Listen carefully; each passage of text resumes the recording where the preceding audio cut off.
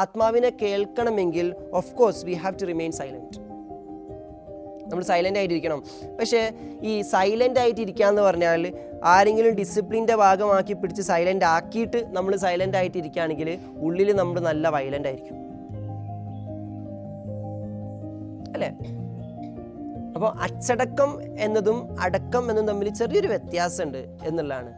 അപ്പം അച്ചടക്കം ചിലപ്പം ഫോഴ്സ്ഡ് ആയിരിക്കാം, നിർബന്ധിതമായിരിക്കാം എന്നുള്ളതാണ്. അച്ചടക്കം എന്നത് ഒരു പക്ഷേ നിയമങ്ങൾ പാലിക്കുന്നതിൻ്റെ നിർബന്ധമാണ് എന്ന് പറയുമ്പോൾ നമ്മൾ ആ നിർബന്ധിതാവസ്ഥ ഉള്ളത് കൊണ്ട് പാലിക്കുന്നതായിരിക്കാം.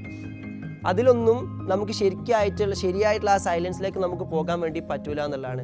അപ്പം many of the people who are very much concerned about the divine space or divine connection is they are well concerned about the rules and regulations. കുറേ നിയമങ്ങളൊക്കെ ഉണ്ട്, അതൊക്കെ സൂക്ഷിക്കുക, അതൊക്കെ കറക്റ്റ് ചെയ്യുക എന്ന് പറയുമ്പം ആക്ച്വലി അത് അച്ചടക്കം പാലിക്കലാണ്.